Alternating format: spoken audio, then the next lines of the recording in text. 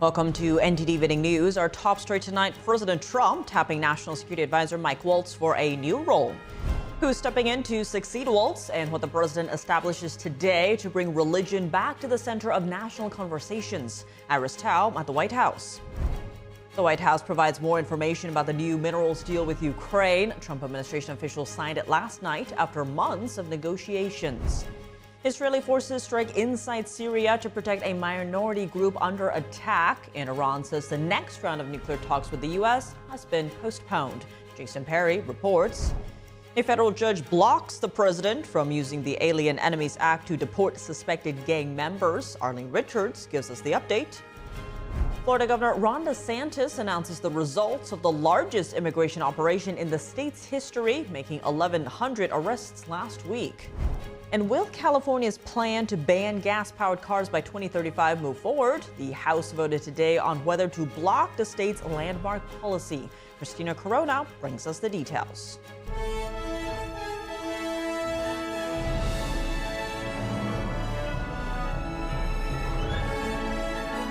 This is NTD Evening News, live from our global headquarters in New York City. Here's Tiffany Meyer. Good evening, and thank you for joining us tonight. We open with some breaking news. Police are searching for a hit-and-run suspect who struck at least 3 people in a South Carolina beach town before fleeing on foot with a knife. 2 children and an adult were injured on Sullivan's Island, just outside of Charleston.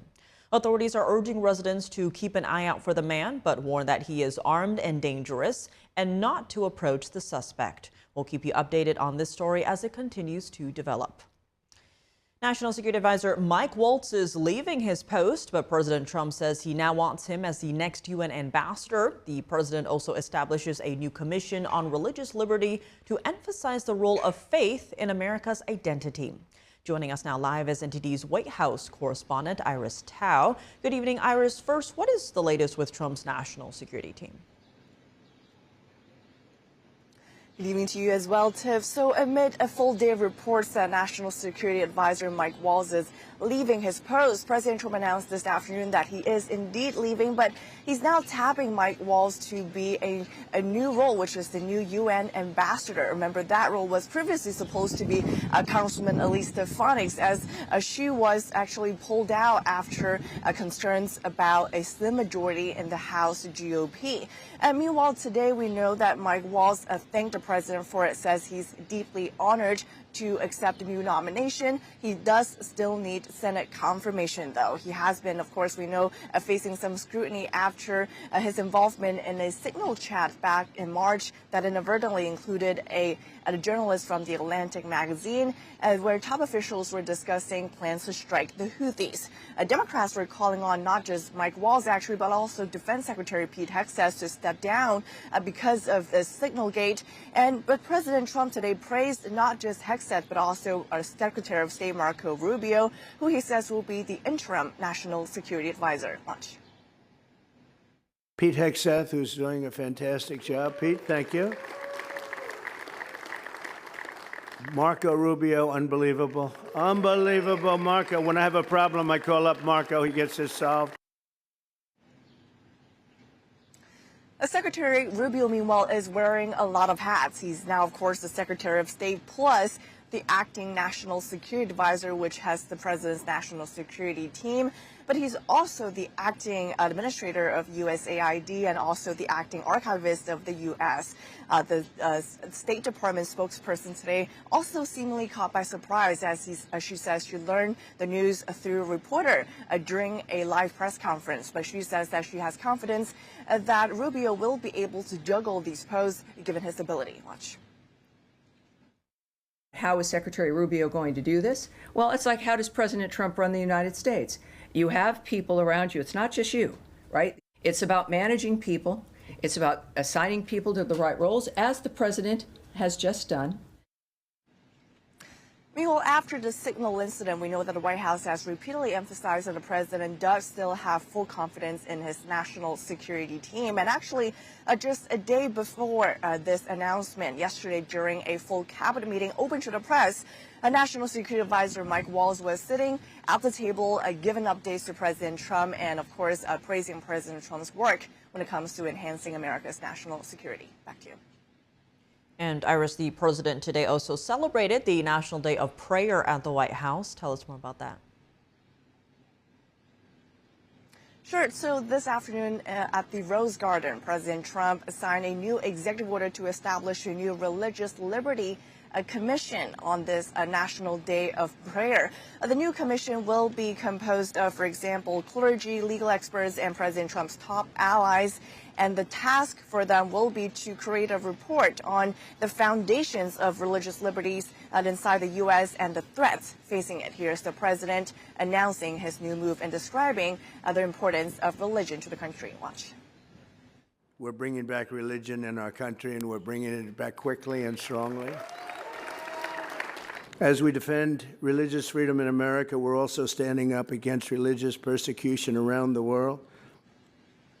And we know that since taking office, President Trump has taken several executive actions to protect religious liberty, as well as push against anti-Semitism and anti-Christian bias, as they call it, at the White House.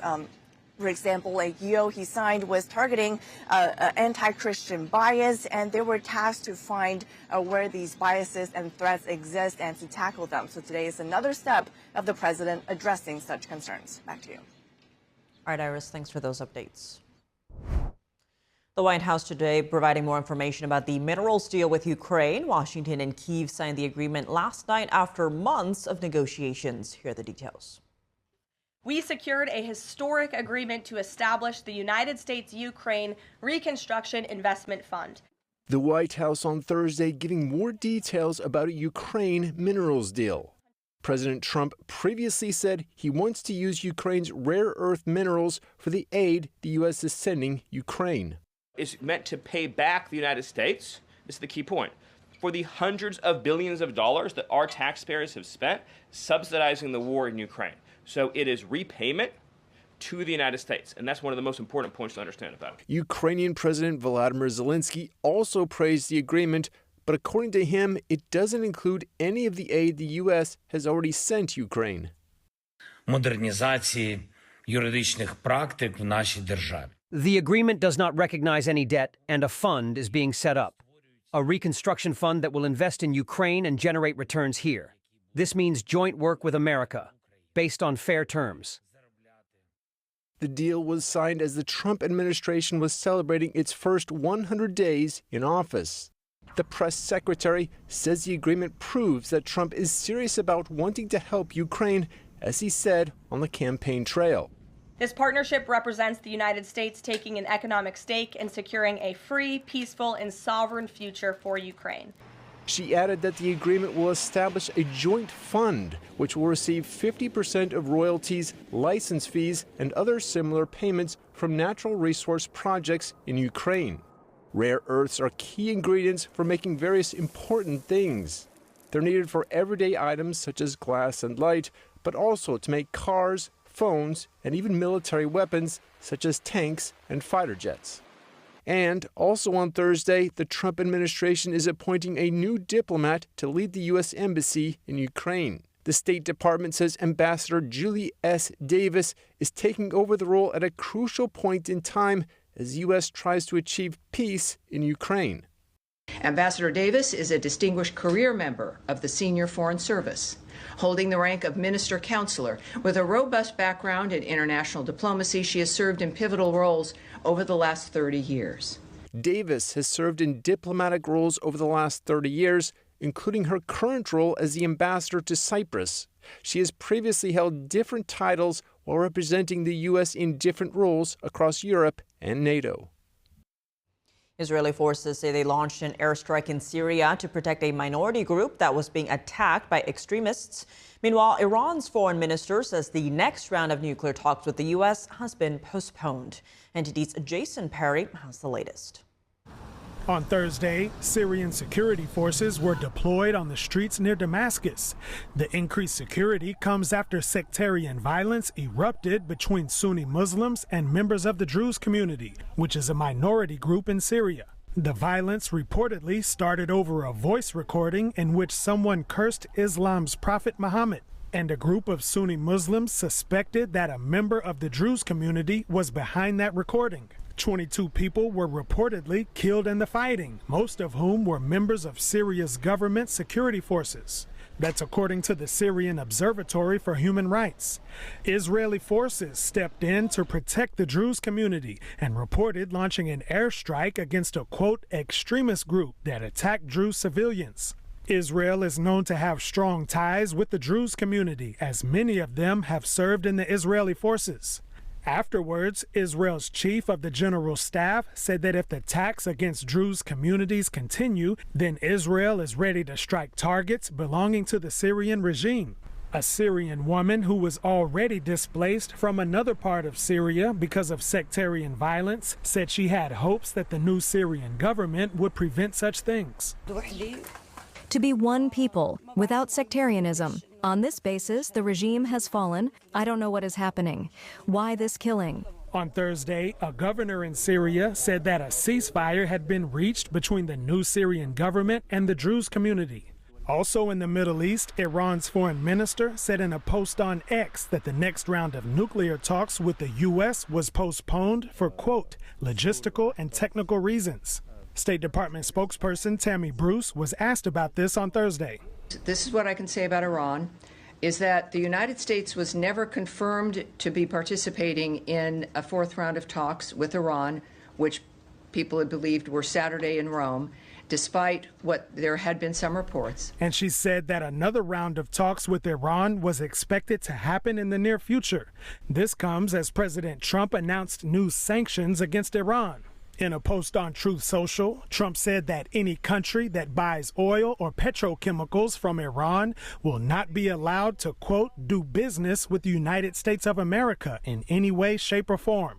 Jason Perry, NTD News. A federal judge in Texas today ruled that the president unlawfully used the Alien Enemies Act to deport Venezuelan immigrants, and the Justice Department ends a decades-old school desegregation order. NTD's Arlene Richards has the updates. In a victory for Venezuelan immigrants detained in Texas, a federal judge on Thursday concluded that the Trump administration cannot use the Alien Enemies Act to detain or deport them. Judge Fernando Rodriguez laid out his decision in a 36-page opinion that directly addressed the one question that several other judges have avoided: whether the president's proclamation lawfully invoked the Alien Enemies Act. In rejecting Trump's use of the act, Rodriguez agreed with the detainees, ruling that the president's invocation of the act failed, saying it doesn't provide the detainees with due process to challenge the deportation. It doesn't properly apply the Alien Enemies Act because there was no invasion or threatened incursion, and no foreign nation or government is involved.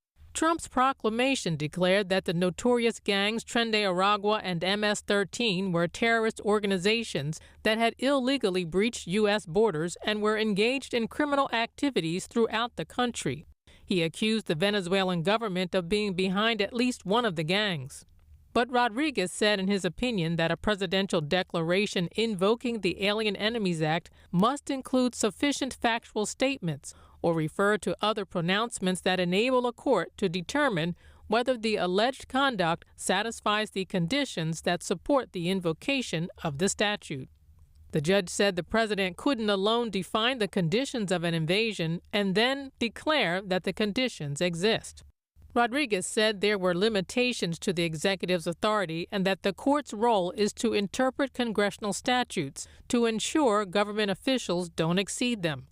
While the president can't detain any immigrants under the Alien Enemies Act, the judge said he could still seek removal under the Immigration and Nationality Act. In other Trump administration actions, the Department of Justice has removed what they call a historical wrong. On Tuesday, they dismissed a decades-old desegregation case against a Louisiana public school board. A long-standing order entered in 1966 ordered local leaders to integrate schools that had previously been separated based on race. The leaders forcefully resisted in the 1960s, but eventually complied. In 1975, a federal judge said that the school board had ended its system of racially segregated schools. Yet the case remained open for another 50 years. Louisiana Governor Jeff Landry is urging the Justice Department to close all remaining desegregation cases in Louisiana. Arlene Richards, NTD News.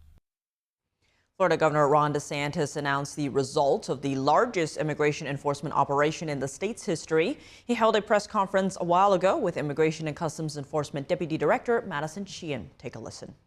There's been a lot of great enforcement efforts leading up to Operation Tidal Wave, but this has been the first of its kind throughout the United States. This is the largest immigration enforcement operation that we've seen in quite some time throughout the entire country. 1,100 arrests that we've been able to highlight over this last week, truly a historic marker. You see some of these folks who have huge problems in their background with their conduct and really put our communities at risk. It's important that the law is enforced. It's important that those people are taken care of. But what it also does is sends the message going forward, the United States of America is serious about enforcing its immigration laws. The operation known as Tidal Wave is the first coordinated operation between ICE and local law enforcement. White House Press Secretary Caroline Leavitt said at a press conference Monday that the move is a preview of what's to come in this country to, quote, get criminal illegal aliens off our streets. Governor Ron DeSantis previously said the operation was an example of significant gains in immigration enforcement and deportation. The House of Representatives voted to block California's landmark plan to end the sale of gasoline-only vehicles by 2035. The vote comes as Republicans face pushback against the state's strict rules. NTD's Christina Corona tells us more on the vote. The U.S. House of Representatives voted on Thursday to block California's plan to ban the sale of new gas-powered cars by 2035. In a 246 to 164 vote, Republicans led the effort, with 35 Democrats joining them in support of the measure. California's current rule requires all new cars sold by 2035 to be electric, hybrid, or hydrogen-powered, when no gas-powered vehicles will be allowed for sale in the state. 11 other states have already opted California's rule, covering about 40% of the U.S. auto market. But car companies, including General Motors, Toyota, Volkswagen, and Hyundai, warn they may have to slash overall shipments just to meet electric vehicle quotas. They also argued that the rules could increase car prices and limit consumer options. Governor Gavin Newsom blasted the vote, calling it lawless and a threat to states' rights. The vote came a day after Republicans, along with a few Democrats, moved to block California from requiring dealers to sell more zero-emission trucks over time. Lawmakers also voted to stop a separate state effort aimed at reducing smog levels. All three policies were allowed under waivers granted by the Biden administration. The move challenges California's authority under the Clean Air Act to set tougher pollution standards. But legal experts say Congress may not have the authority to revoke California's waivers under the Clean Air Act. The Senate has yet to vote on the measure. Reporting from the city of El Monte, Christina Corona, NTD News. Coming up, the vice president talks about the Trump administration's effort to bring back Made in America while touring a steel plant in North Carolina. Jason Blair has the takeaways. House Republicans draw their limits when it comes to Medicaid cuts in the budget reconciliation bill. Luis Martinez on Capitol Hill. And the Health and Human Services Department announcing research on the causes of autism. We'll hear from everyday folks in D.C. about these efforts when we come back.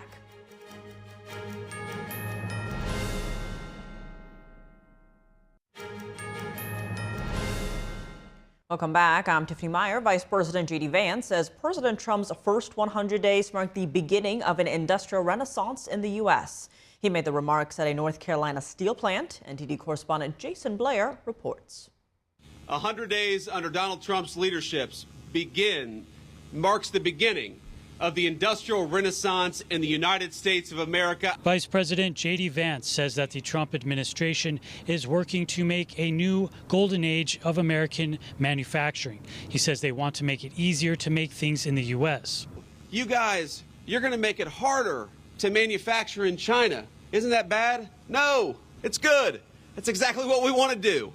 They're saying you're going to make it harder for people to bring products in from overseas and undercut the wages of American workers. Exactly. Vance toured Nucor Steel, the largest steel producer in the U.S. He was joined by U.S. Environmental Protection Agency Administrator Lee Zeldin. We believe that we can both protect the environment and grow the economy. We choose both. The vice president said that the U.S. recently learned what happens when you outsource the things you need.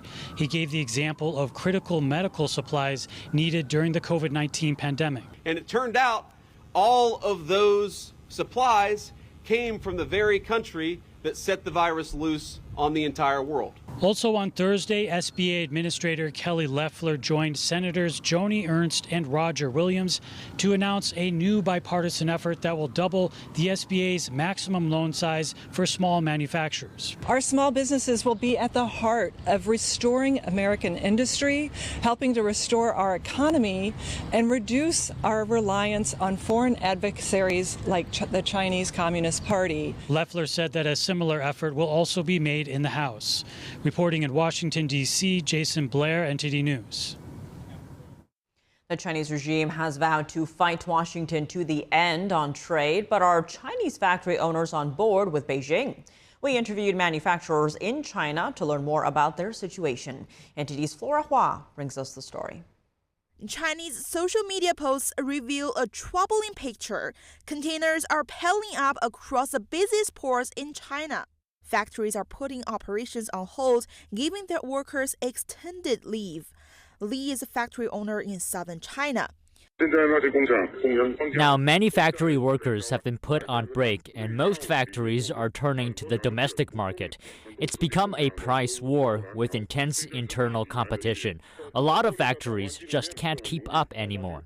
A factory owner in the port city of Qingdao says his business used to make at least $700,000 a year, but ever since the tariff war launched, we've basically been in a shutdown state for the past week. It also involves returning orders. The market competition has been quite intense. Zooming out, how are China's declining exports affecting the second largest economy as a whole? A business owner from China's tech hub, Shenzhen, shared his concerns with us. The situation is extremely severe. We immediately couldn't handle it after those tariffs were imposed. And it's not just the factories. The retail sector, food and beverage services, pharmaceuticals, all kinds of businesses, they're all pushed off the cliff.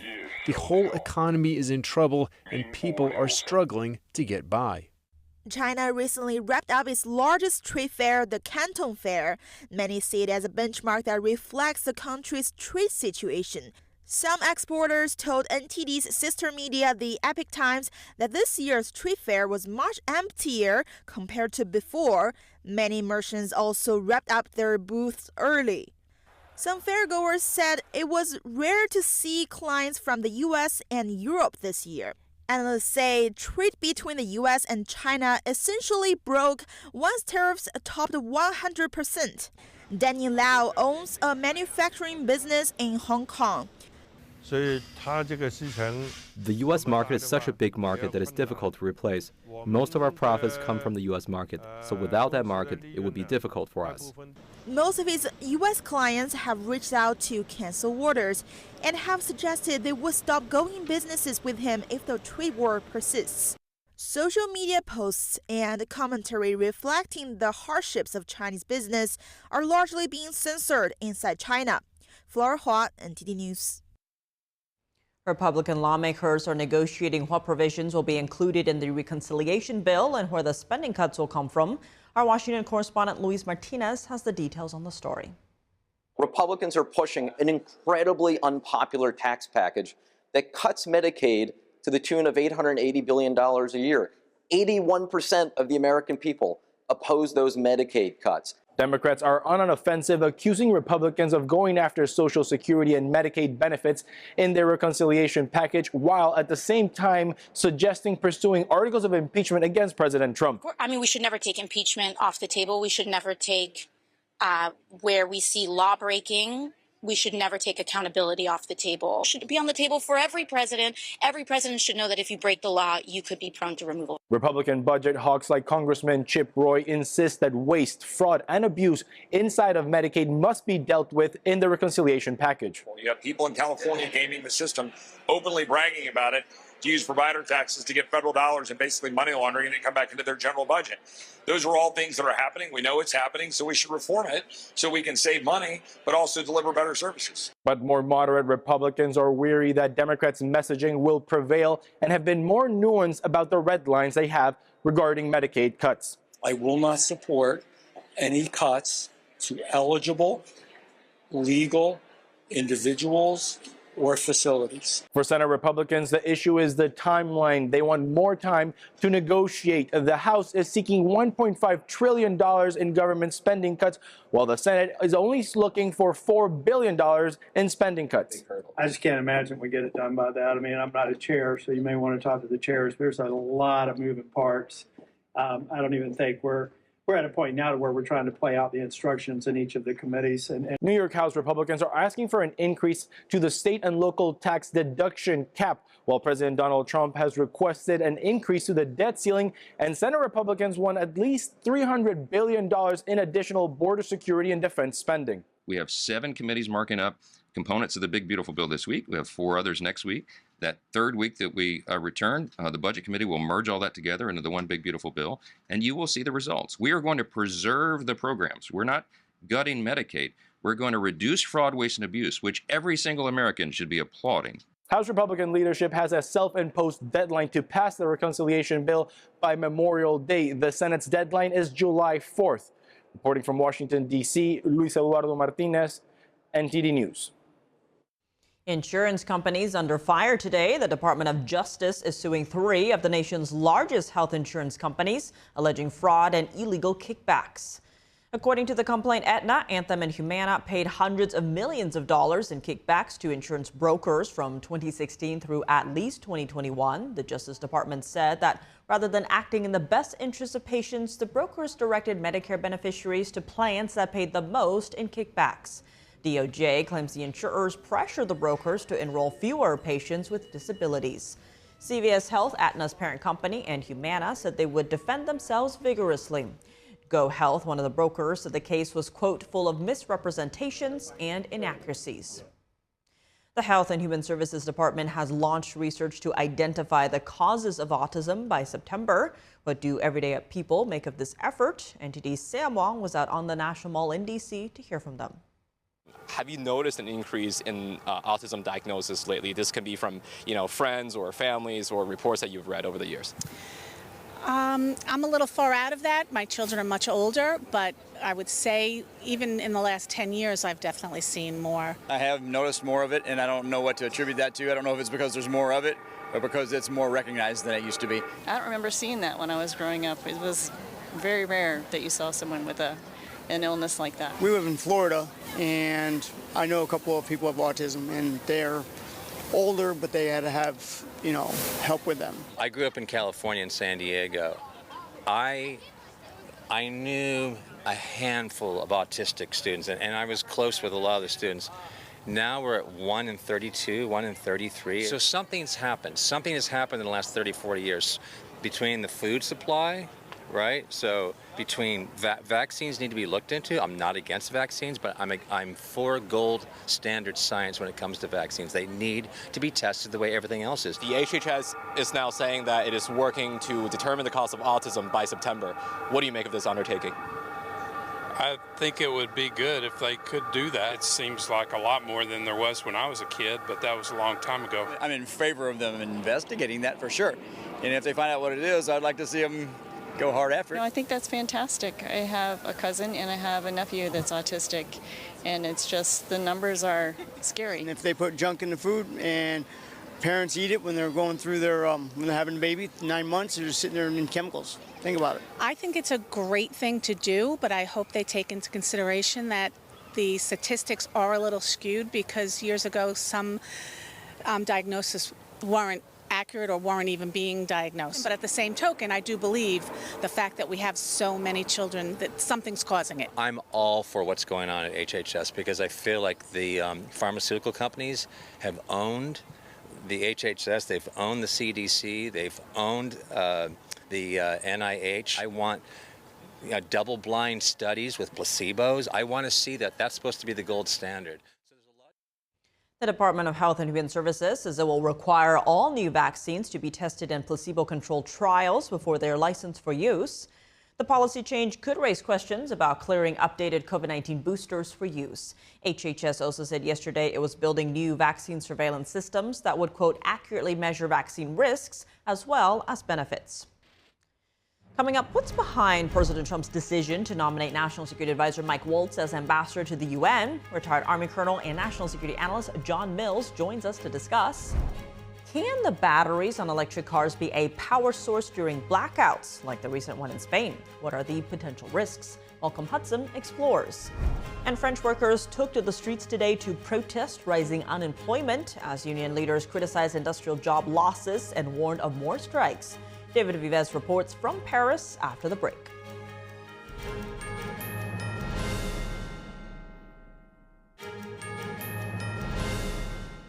Welcome back. I'm Tiffany Meyer. President Trump announced today he's nominating White House National Security Advisor Mike Waltz to be the U.S. ambassador to the United Nations. The announcement came after reports about Waltz leaving his advisory position. Joining us now to discuss this latest development is retired Army Colonel John Mills. He's a national security analyst and senior fellow at the Center for Security Policy. John, thank you so much for joining us. Good to see you again. Now, typically, we're used to seeing officials fired if they're deemed responsible for some mishap or have displeased the president in some way. But here we're seeing Waltz nominated to a new position, and not a minor one either, U.S. ambassador to the UN. How do you read this move? Well, Tiffany, thank you. Once again, a masterful jujitsu by President Trump. 9 o'clock this morning, my phone started lighting up. Is this going to happen? Is this true? What's going on? I'm outside. I don't know. So the media felt they had their first scalp. And then shortly after that, they essentially ran into the open or the end of the door and bounced their head off of it, as the president says, actually, he's nominated to be the UN ambassador. So a masterful play by President Trump. Mike Waltz is absolutely first class in so many ways. Was this related to the Signal episode? Maybe. Was this related to displeasure, inefficiencies in the National Security Council? Maybe. But he's a superstar, and he did the right thing because the UN ambassador is incredibly important. So a great move. Now, in the interim, Secretary of State Marco Rubio will serve as National Security Advisor. Are there any notable differences between Waltz and Rubio when it comes to national security approach?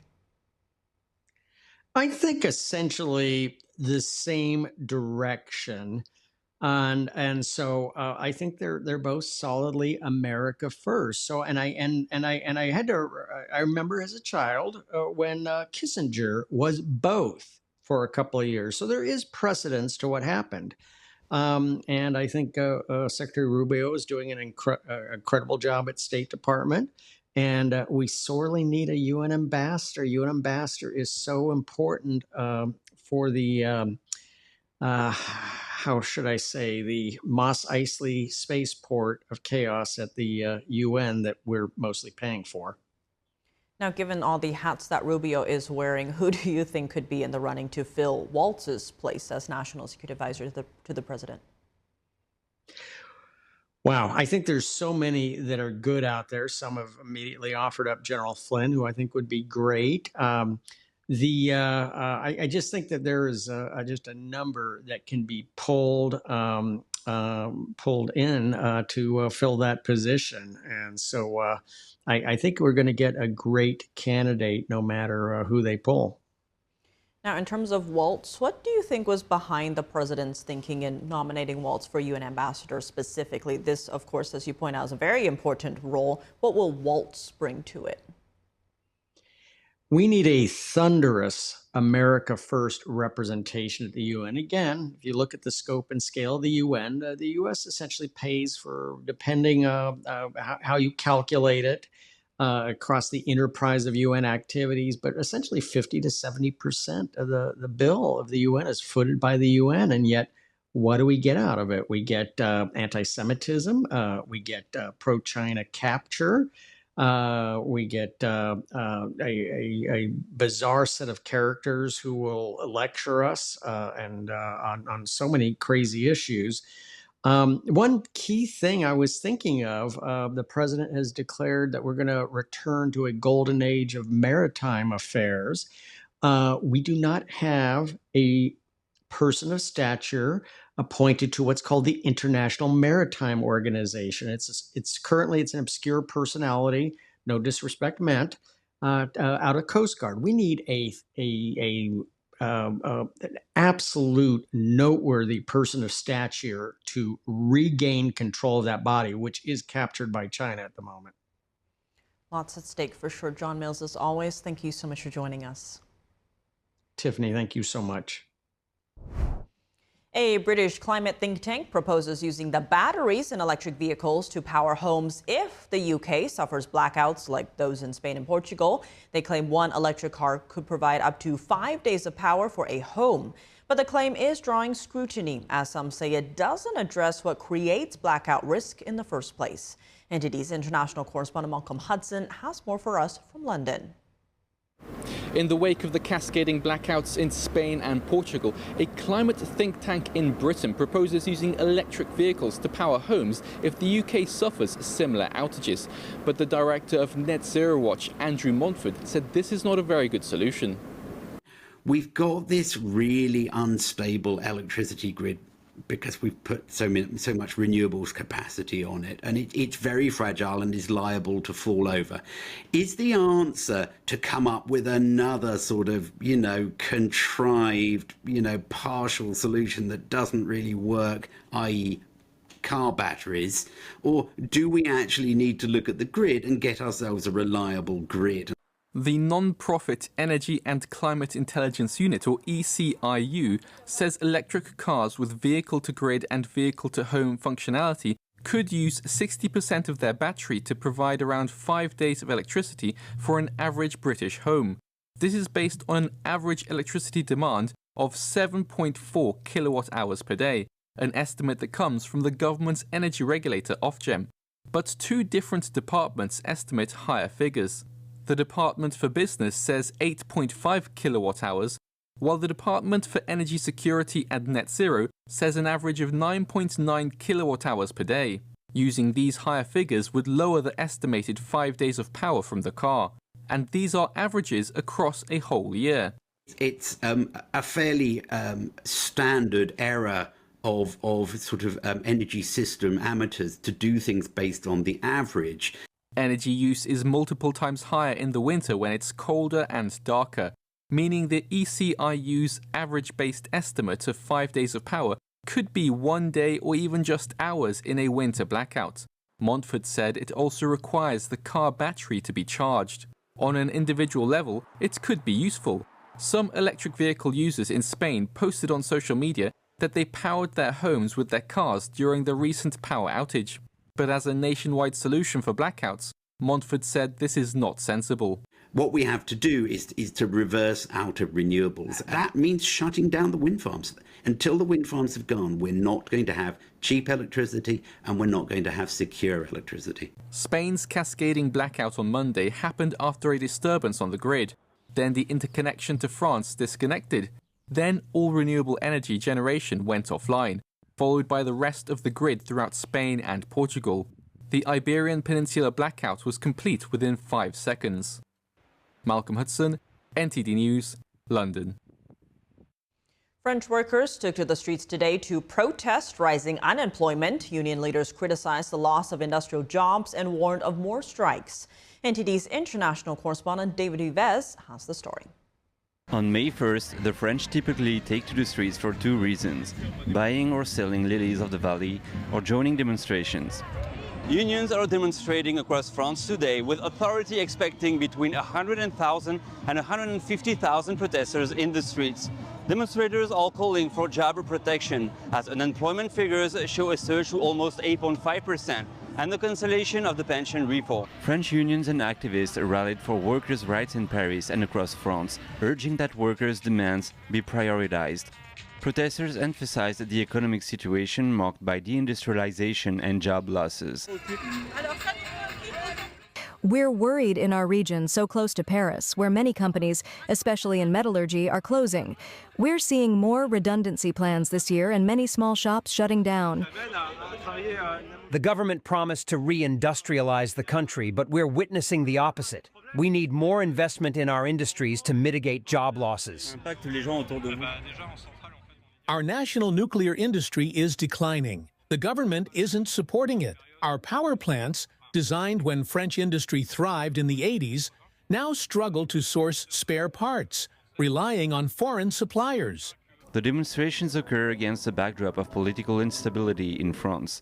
The threat of social unrest grows as trade unions warn of strikes against potential austerity measures, following public backlash to Macron's past fiscal reforms. David Vives, NTD News, Paris. Coming up in baseball, a scary scene last night in Pittsburgh as a fan fell over the outfield wall and onto the field. Dave Martin joins us with the latest when we come back.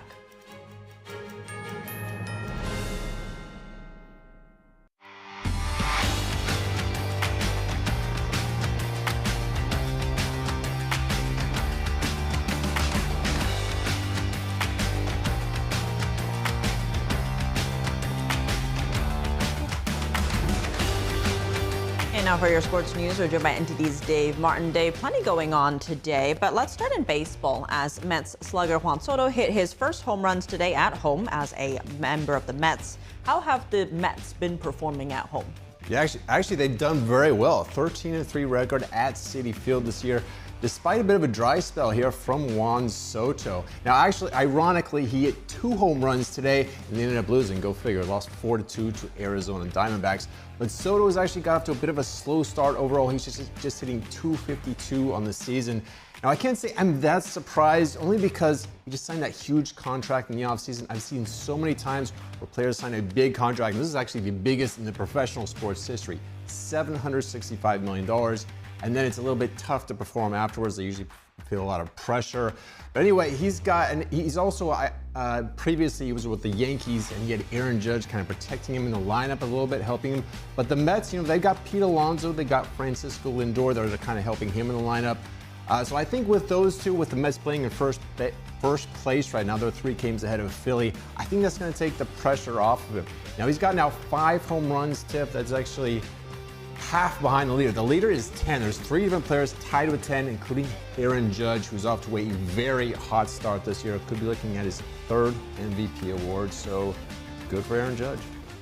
Well, elsewhere in baseball, there was quite a scene last night during a game at PNC Park in Pittsburgh as a fan fell over the outfield fence and onto the field. He was then taken off on a stretcher. Is there any latest on his condition?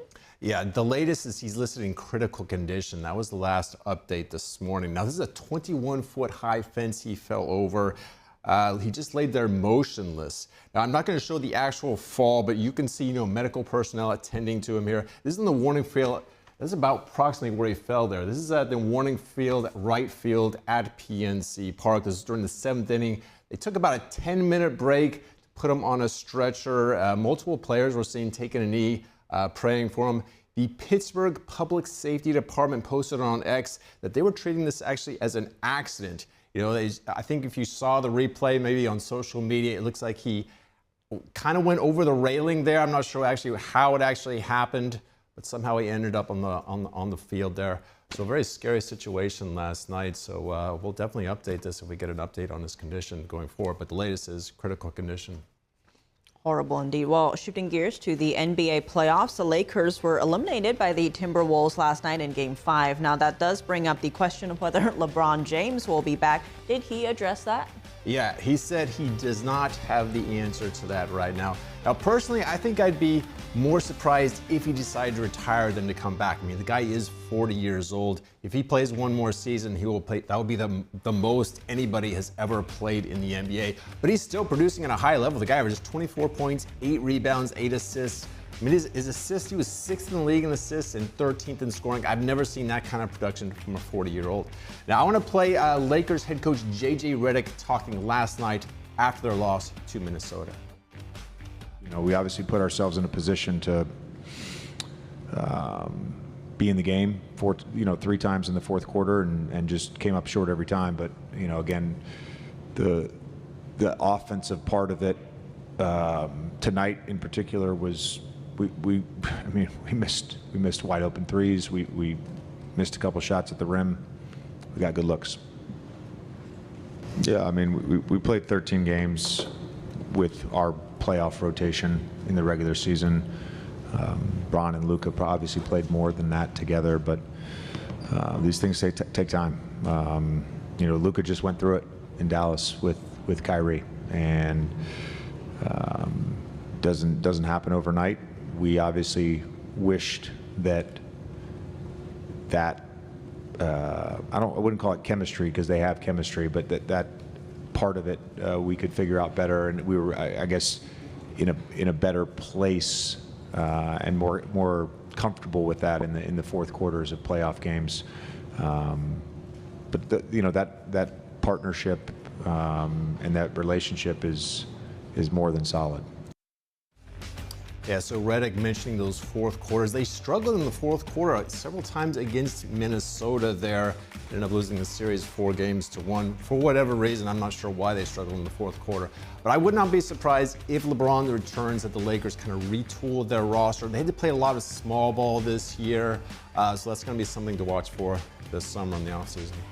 Well, with the Lakers eliminated, there's just 3 first-round series still going on. 2 of them play tonight. Yeah, we got Knicks versus Pistons, Game 6. Knicks are up 3-2, so they can go ahead and clinch this series to win.